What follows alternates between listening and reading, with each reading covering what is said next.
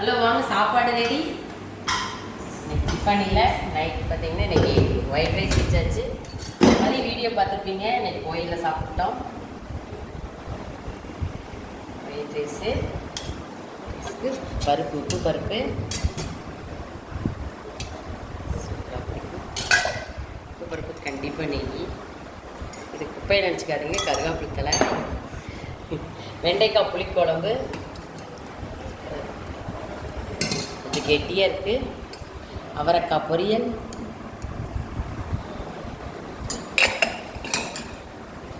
ரசம், தக்காளி நிறைய போட்டு ரசம் ப்ளஸ் தயிர்.